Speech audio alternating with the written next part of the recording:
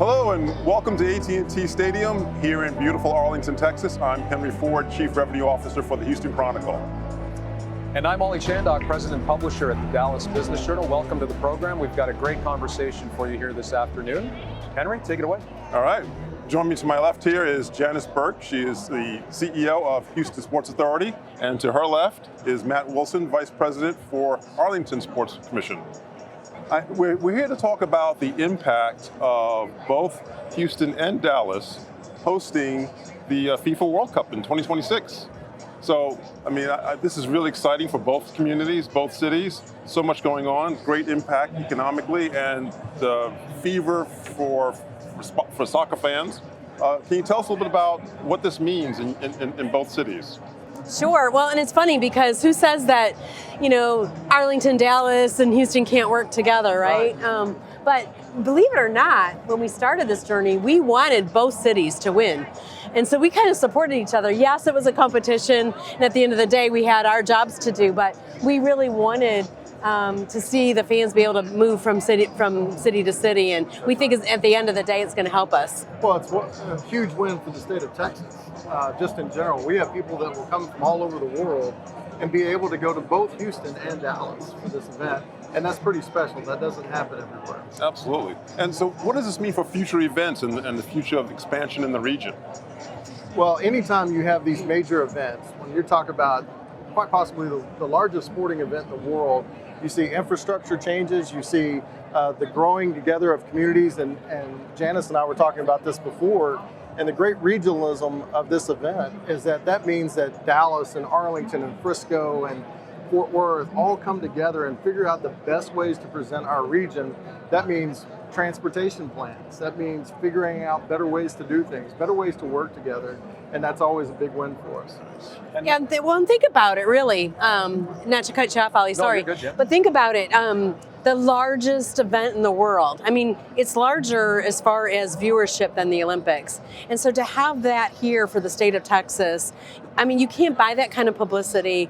It's great that we have two cities in the state hosting. And Janis, you said it. It's terrific to see Houston and Dallas work together, because traditionally we hear there's some rumblings around that, but it's great to see both of you here. Tell me more about the regionalism part of this, how you all put this together and how we got here. It's a big undertaking, obviously, and how did we do that? Yeah, so there was a long bid process, a lot of legal documents, if you can imagine. And of course, FIFA's used to working with governments. Yeah. And so they're used to coming in and saying, we want to take over your airport. And it's like, really? Well, we have this federal government that really runs our airports here.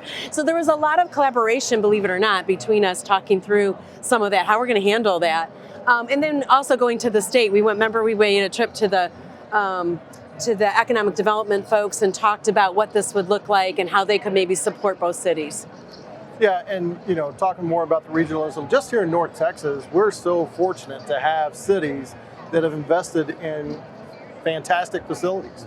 You look at what Frisco's done with the Star and all the great infrastructure changes that they've done up there.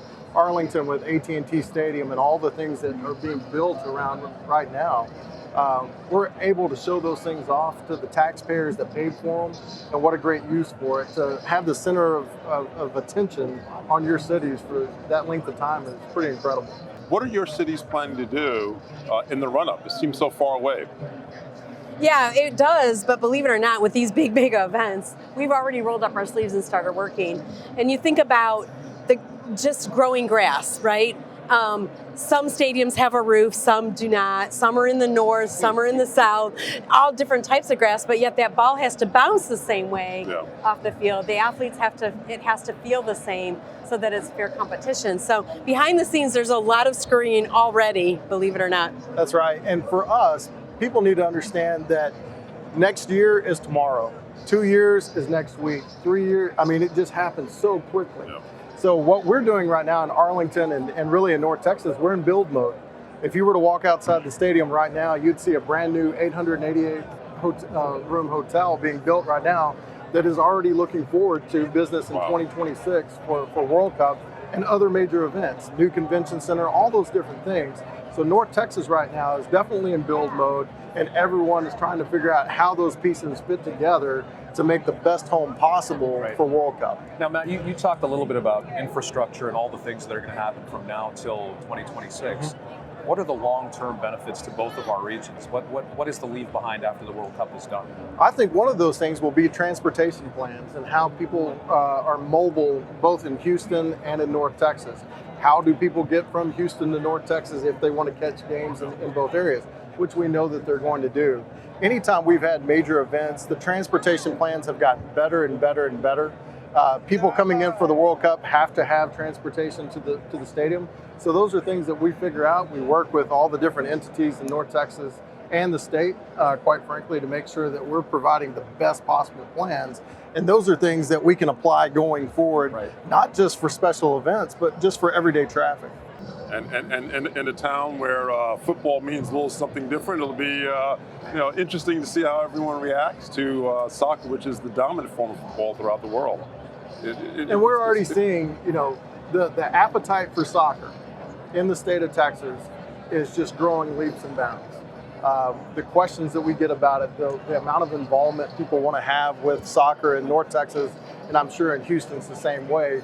We're already developing ways that we can increase that, we can encourage it, we can foster and grow it from the smallest all the way up to the adults. What can we be doing to synergize those things in an effort with World Cup? And those things are coming together right now.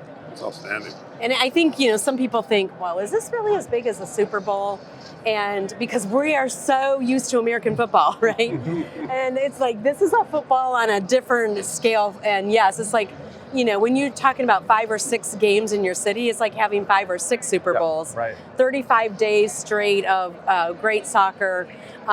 Soccer is the global sport. I think, sports unifies all of us around the globe with this event. Now, I heard that we got the bid, but there's more to it than that. We were trying to get the final in North Texas. Yes. But then also the International Broadcast Center is a significant impact as well. Can you talk a little bit about that? Wherever they decide to put that is a big deal, isn't it?